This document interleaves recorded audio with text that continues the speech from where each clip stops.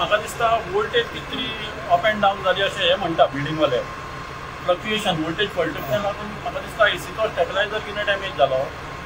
आनी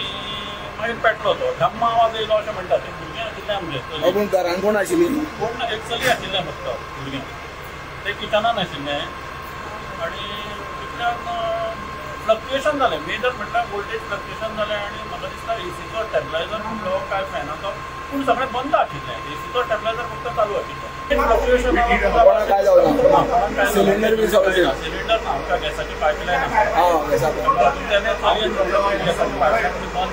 जेसी नगर हांगा परेश ढवळीकर यांच्या फ्लॅटा कडेन आसा ज्या जाग्यार आज एसीचो जो स्टेबलायझर आसा तो लायटीक लागून शॉर्ट सर्किट जाला आनी तेका एसीचो जो स्टेबलायझर आसा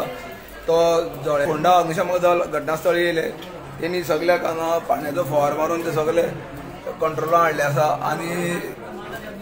जशें कंट्रोला हाडला आनी तेगे जो रुमाचो आसा ते एक रुमाक उजो लागलेलो तो फक्त गादी बिदी ती जळयली आसा आनी एनी करून मोठे लॉस जाल्ले आसा पूण शॉर्ट सर्किट लायट येता वयता तेका लागून हाय वोल्टेज जाले आनी एसीचो जो स्टेबलायझर आमकां तो जळ अशें जोरान जाल्ले आसा मदत टीव्ही खातीर फोंडेच्यान एकनाथ खेडेकर।